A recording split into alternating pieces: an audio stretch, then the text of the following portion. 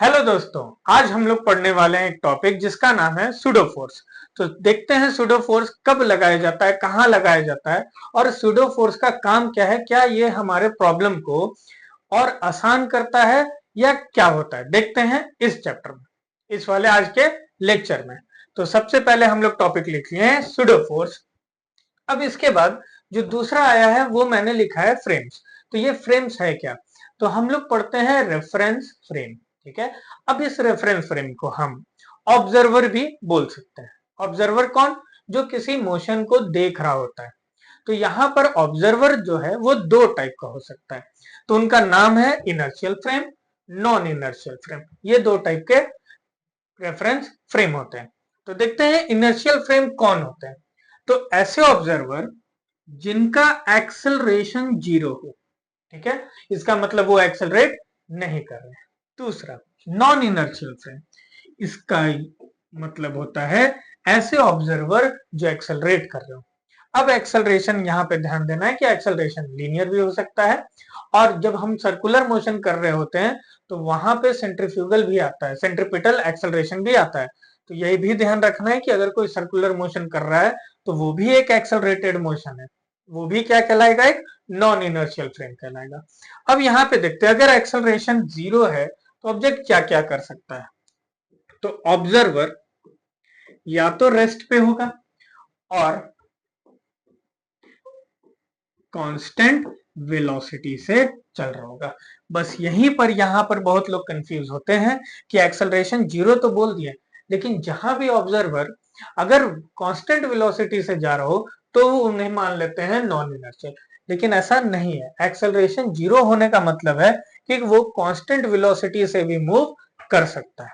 इन दोनों केस में रेस्ट पे हो ऑब्जर्वर या कांस्टेंट वेलोसिटी से मूव कर रहा हो, ये दोनों ही हमारे लिए इनर्शियल फ्रेम है।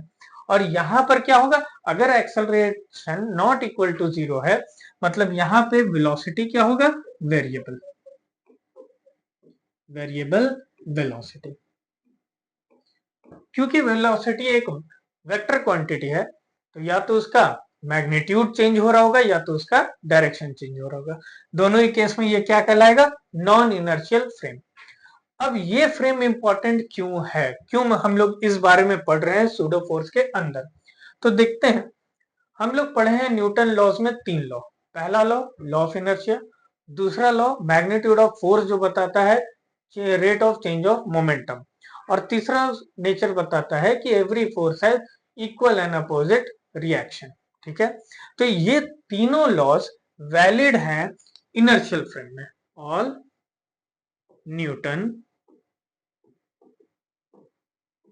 Laws are valid. जबकि अगर हम नॉन इनर्शियल फ्रेम के बारे में बात करें तो यहां पर फर्स्ट लॉ और second law are not valid.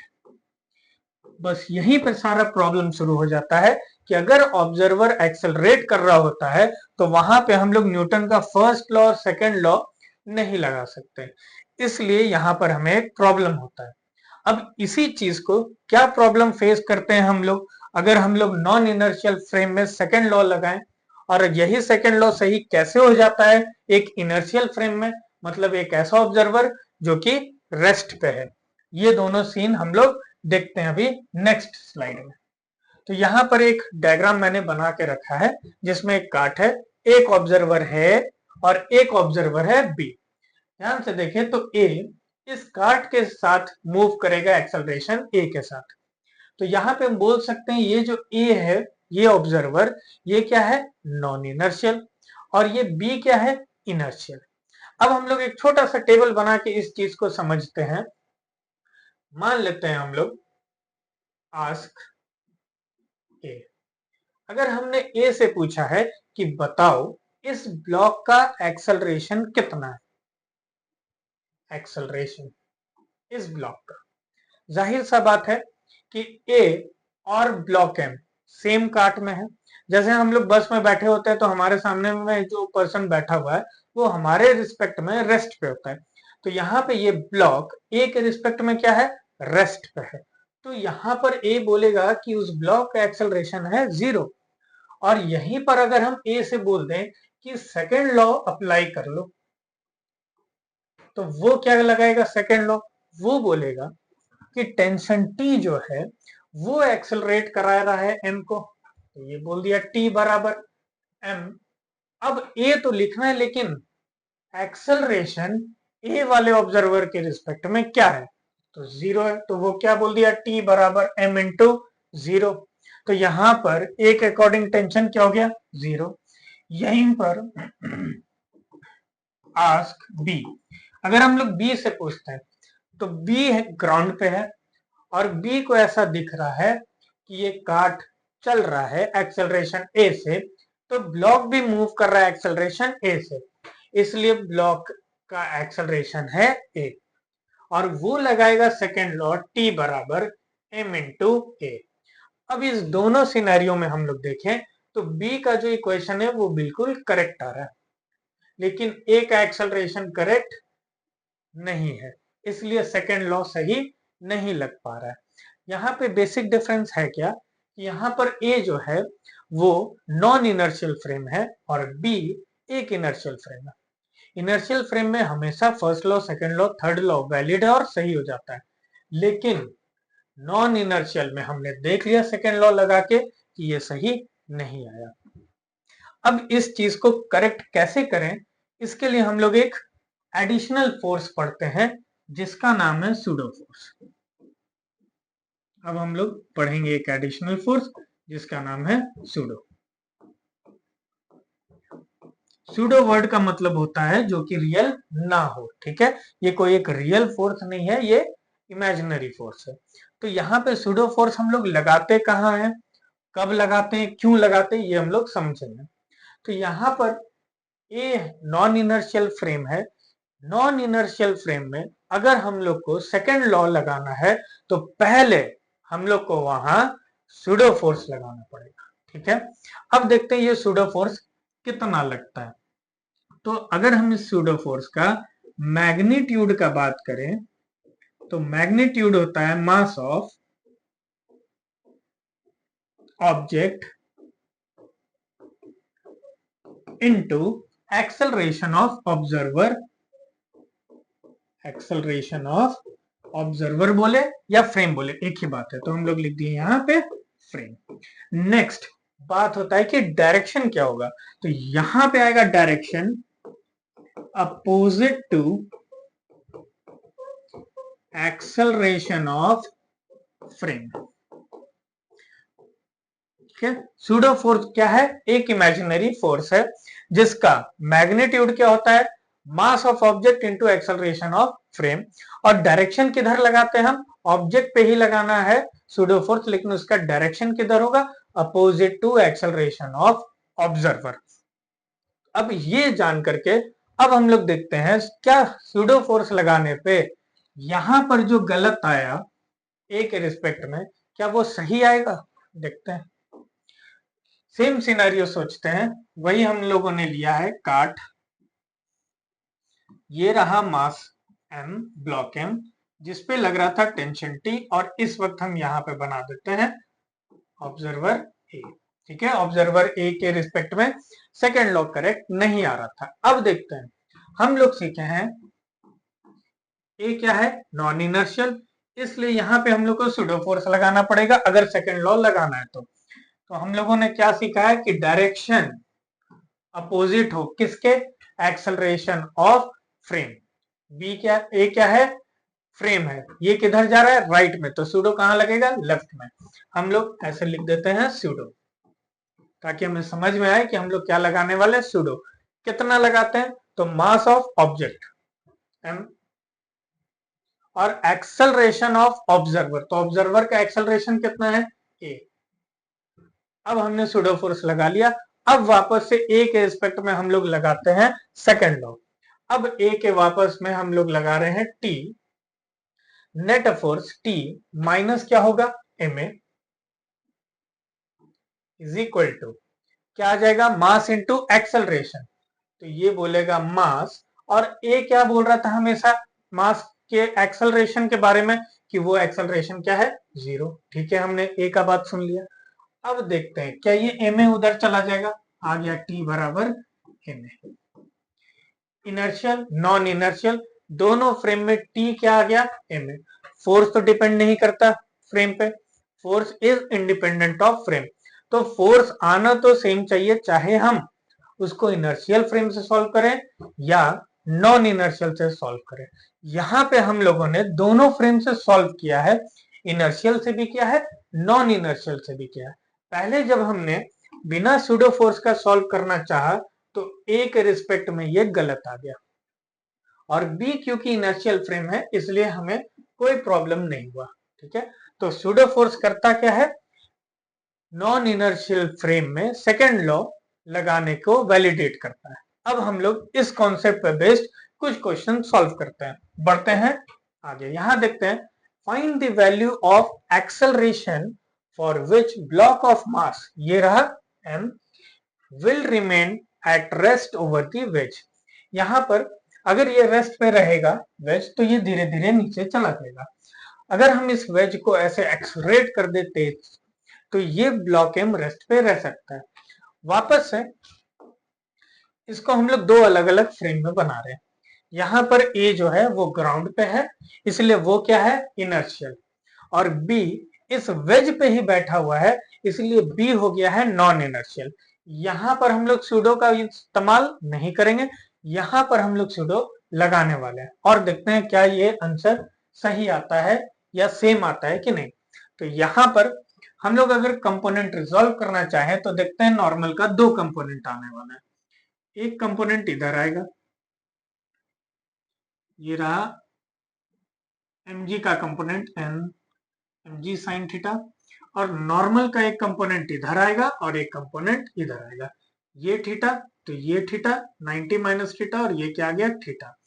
ये आ गया नॉर्मल का कॉस थीटा, ये है नॉर्मल का कॉस थीटा, और यहां आ गया नॉर्मल का साइन थीटा। ठीक है, अब इस वाले को हम लोग सॉल्व करने का कोशिश करते हैं। सबसे पहले सोचते हैं ए क्या बोलेगा कि इस वाले ब्लॉक को एक्सेलरेट करवा कौन रहा है। तो ए बोलेगा कि इस वाले ब्लॉक को एक्सेलरेट करा रहा है एन साइन थीटा। तो ए सीधा यही बोल देगा कि N sine theta is equal to block का मास m इंटू ब्लॉक का एक्सेलरेशन a। सीधा ये यही बात बोलने वाला है। और अगर हम लोग एक और इक्वेशन देख लें y एक्सिस के अलोंग तो हम लोग बोलेंगे n cos थीटा बराबर क्या है, mg। नॉर्मल को बैलेंस कौन किया है, mg, नॉर्मल और mg आपस में बैलेंस्ड है, और यहाँ पे n sin थीटा ही एक्सेलरेट कर रहा है ब्लॉक m को, किसके रिस्पेक्ट में, a के रिस्पेक्ट में। अगर हम इन दोनों इक्वेशन को ऐसे डिवाइड कर लें तो n और n कैंसिल, m और m कैंसिल, और यहाँ पे साइन अपॉन कॉस को हम लिख सकते हैं tan। तो यहाँ पे आ जाएगा tan theta is equal to a upon g, या हम लिख सकते हैं a बराबर g tan थीटा। ठीक है, एक्सेलरेशन आ चुका। अगर हमारे को निकालना हो नॉर्मल तो हम क्या लिखेंगे, तो इस वाले इक्वेशन से, सेकेंड वाले इक्वेशन से हम लोग लिख सकते हैं कि normal n is equal to mg upon में cos थीटा।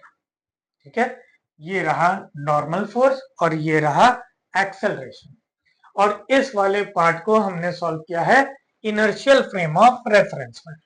अब हम लोग इसी क्वेश्चन को सॉल्व करते हैं नॉन इनर्शियल फ्रेम के रिस्पेक्ट में। यहां पर ये जो बी है ये एक नॉन इनर्शियल फ्रेम है क्योंकि इसको हमने वेज पे बैठा दिया। तो नॉन इनर्शियल फ्रेम हम जब भी देखेंगे तो सबसे पहले हम लोग क्या करेंगे, एक सूडो फोर्स बनाएंगे। यहाँ पे आ गया सूडो फोर्स, ये कितना हो गया m है, यहाँ पे हमने लिख दिया सूडो फोर्स। ठीक है, ये रहा सूडो फोर्स। अब mg का कंपोनेंट बना लेते हैं हम लोग। तो यहाँ पर हमने लिखा है mg साइन थीटा, और इधर हमने लिखा है mg cos थीटा। ठीक है, अब इस सूडो का भी कंपोनेंट आएगा, एक कंपोनेंट इधर आएगा और एक कंपोनेंट इधर आने वाला है, ये एंगल थीटा होगा, और यहां पे हम लोग लिखेंगे ma कॉस थीटा, और यहां पे हम लोग लिखेंगे प्लस ma साइन थीटा, और यहां पर आएगा नॉर्मल। ठीक है, इतना चीज आने वाला है। सबसे पहला एम है हमारा एक्सेलरेशन निकालना। अगर इनिशियल के रिस्पेक्ट में जी टेन थीटा आया है तो नॉन इनर्शियल के फ्रेम के रिस्पेक्ट में भी एक्सेलरेशन जी टेन थीटा आना चाहिए। अब देखते हैं कंडीशन क्या था क्वेश्चन में, कि ये ब्लॉक स्लिप ना करे। इसका मतलब ये फोर्स और ये फोर्स आपस में इक्वल होना चाहिए और दोनों एक दूसरे को कैंसिल आउट करना चाहिए, तभी इस डायरेक्शन में नेट फोर्स 0 होगा और ये एक्सेलरेट नहीं करेगा इंक्लाइन के अलावा। ठीक है, तो यहां पर अगर ये ब्लॉक एम रेस्ट पे है, इसका मतलब होगा M A cos theta is equal to M G sine theta. अब m और m कैंसिल आउट हो गया, कॉस जाएगा नीचे, तो एक्सेलरेशन आ गया g tan थीटा। एक्सेलरेशन तो सेम आ चुका है दोनों ही केस में। अब बात आता है नॉर्मल का, तो देखते हैं यहां पर हम लोग नॉर्मल क्या लिख सकते हैं। तो हम लोग लिख सकते हैं, यहां पर इस डायग्राम को अगर ध्यान से देखें तो हम लोग लिख सकते हैं normal n equal to M G cos theta plus, ठीक है, M G cos theta plus M A sine theta. क्योंकि हमारे पास अब ए का वैल्यू आ चुका है, तो अब हम ये वैल्यू यहां ए पे पुट करने वाले हैं। हम लोग लिखेंगे एम और ए की जगह हम लोग लिख दिए जी, और tan थीटा को क्या लिखेंगे, साइन अपॉन कॉस। तो यहां भी साइन है, एक साइन इसका आने वाला है, क्या हो जाएगा, साइन स्क्वायर थीटा अपॉन में कॉस थीटा। ये पूरा नॉर्मल का एक्सप्रेशन आने वाला है। ये कॉस यहां जाएगा, आ गया M G cos square theta plus M G sine square theta upon में कॉस थीटा। जाहिर सा बात है, यहाँ पे हम लोग एम जी कॉमन लेंगे, तो ब्रैकेट में बचेगा क्या, cos square theta plus sign square theta, जो क्या हो जाएगा 1, और यहाँ पे बचेगा क्या, M G upon cos theta. अब यहाँ पर हम लोग देखते हैं, इस वाले क्वेश्चन को हम लोग दोनों फ्रेम से बना लिए, इनर्शियल से भी बना लिए, नॉन इनर्शियल से भी बना लिए। और जैसा हम लोग जानते हैं कि फोर्स डिपेंड नहीं करता फ्रेम पे, इस बात को भी हम लोगों ने प्रूव कर लिया कि दोनों ही केस में नॉर्मल क्या आ गया, सेम आ गया। बढ़ते हैं ऐसे ही एक और क्वेश्चन की ओर। ये रहा, ये एक काट है जिसका मास है 25 और यहाँ पे एक बॉब है 5 केजी का, और ये काट एक्सेलरेट करेगा क्योंकि इस पे फोर्स लग रहा है। तो सबसे पहले हम लोग इस वाले काट का एक्सेलरेशन निकालते हैं। तो एक्सेलरेशन होता है फोर्स अपॉन मास। यहाँ पर फोर्स है 225, और अगर मास के बारे में बात किया जाए तो 25 प्लस 5 कितना होने वाला है, 30, और ये एक्सेलरेशन आएगा 7.5 मीटर पर सेकेंड स्क्वायर। ठीक है, ये आ गया एक्सेलरेशन। अब इसी क्वेश्चन को, ये जो बोला गया है find the angle made by swing of pendulum inside moving cart, इसको भी हम लोग दोनों ही फ्रेम से सॉल्व करने वाले हैं। यहां पर ए मैंने रख दिया है, ए है इनर्शियल फ्रेम में, और बी मैंने कार्ट के अंदर रख दिया है, तो ये है नॉन इनर्शियल फ्रेम। अब इसको सॉल्व करते हैं। यहाँ पे देखते हैं ये एंगल बनने वाला है थीटा, यहाँ पे आएगा टेंशन टी। अगर ये एक्सेलरेट कर रहा है 7.5 मीटर पर सेकेंड स्क्वायर से, ठीक है, अगर एक्सेलरेशन कांस्टेंट है तो ये एंगल भी कांस्टेंट होगा। ठीक है, ये ध्यान देने वाला बात है। अगर एक्सेलरेशन कांस्टेंट तो एंगल थीटा कांस्टेंट, अगर एक्सेलरेशन इंक्रीज होगा तो ये एंगल भी इंक्रीज होता चला जाएगा, और अगर ये एक्सेलरेशन डिक्रीज हो रहा है तो ये एंगल भी डिक्रीज होगा। और अगर ये वेज, ये काट एक कांस्टेंट वेलोसिटी से मूव करेगा तो ये एंगल थीटा 0 हो जाएगा। क्यों, क्योंकि कांस्टेंट वेलोसिटी बोलने का मतलब एक्सेलरेशन हो गया 0। अब यहां पर देखते हैं ए के रिस्पेक्ट में क्या होने वाला है। ये रहा टी, इस टी का दो कंपोनेंट आएगा, एक इधर और एक इधर। ये थीटा, तो यहाँ पे ये एंगल थीटा, और ये आने वाला है टी कॉस थीटा, और यहाँ पे आएगा टी साइन थीटा। ठीक है, अब यहाँ पर एक और आएगा फोर्स जो क्या है mg। इस पर देखते हैं हम लोग कि t cos थीटा और mg क्या है आपस में बैलेंस्ड है। तो यहाँ पर सबसे पहला चीज आएगा t sin थीटा। यही क्या करा रहा है, यही इसको एक्सेलरेट करा रहा है। क्यों, क्या देखेगा, अगर ये काट एक्सेलरेट कर रहा है 7.5 मीटर पर सेकंड स्क्वायर से, तो इस ए के लिए ये बॉब भी एक्सेलरेट कर रहा है 7.5 मीटर पर सेकंड स्क्वायर से। तो ए क्या बोलेगा, कौन सा फोर्स इसके लिए रिस्पॉन्सिबल है, तो वो है टी साइन थीटा। तो ए लगा दिया second law, T sine theta is equal to mass into acceleration. कितना है एक्सेलरेशन, 7.5। ठीक है, ये आ गया फर्स्ट इक्वेशन। सेकंड देखते हैं, बैलेंस्ड है कौन कौन, T cos theta is equal to m into g. अब इन दोनों को हम लोग सॉल्व कर लेते हैं। दोनों को अगर हम लोगों ने डिवाइड किया, mm tt sine upon cos क्या हो गया, tan theta is equal to 7.5 और g कितना 10। 7.5 अपॉन 10 का मतलब 3/4। तो tan थीटा अगर 3/4 है तो थीटा बराबर कितना आ गया, 37 डिग्री। ठीक है, ये हम लोगों ने इस क्वेश्चन को सॉल्व किया है इनर्शियल फ्रेम ऑफ रेफरेंस से। अब इसी क्वेश्चन को हम लोग नॉन इनर्शियल फ्रेम से सॉल्व करते हैं। जब भी नॉन इनर्शियल दिखे, सबसे पहला हम लोग क्या करते हैं, सूडो बनाएंगे। तो ये एक्सेलरेशन कितना है, 7.5 मीटर पर सेकेंड स्क्वायर। तो सबसे पहले हम लोग सूडो लगाएंगे। किधर लगाएंगे, ये बी हमारे लिए ऑब्जर्वर है, ये किधर जा रहा है, राइट में। सूडो फोर्स कहाँ आएगा, लेफ्ट में। कितना आएगा, इसका मास m और इंटू इसका एक्सेलरेशन कितना, 7.5। ये है सूडो। ये हम लोग बना रहे हैं नॉन इनर्शियल फ्रेम में। अब यहां पर देखते हैं वापस से, ये एंगल टी है, थीटा है, ये रहा टी। एक कंपोनेंट इधर आएगा, एक कंपोनेंट इधर आएगा, ये थीटा और ये थीटा। ये हो गया टी कॉस थीटा और ये हो गया टी साइन थीटा, और नीचे इसका लग रहा है वेट जो कि है mg। अब देखते हैं यहाँ पर सूडो फोर्स जब हम लोगों ने लगा लिया, देखते हैं कौन किसको बैलेंस कर रहा है। तो t sine theta is equal to m into 7.5। पहला इक्वेशन x के एक्सिस में, दूसरा हम लोग लिखेंगे t cos theta is equal to mg। ठीक है, यहाँ पर ये इक्वेशन हम लोगों ने लिख के डिवाइड कर लेंगे, mm tt। यहां से भी आ गया tan थीटा बराबर 7.5 अपॉन g, और g 10 होता है तो हम लोग इसको लिख सकते हैं 3/4, और यहीं से हम लोग लिख सकते हैं थीटा बराबर क्या है, 37 डिग्री। तो ये दोनों क्वेश्चन हम लोगों ने सॉल्व किया है इनर्शियल और नॉन इनर्शियल फ्रेम दोनों से।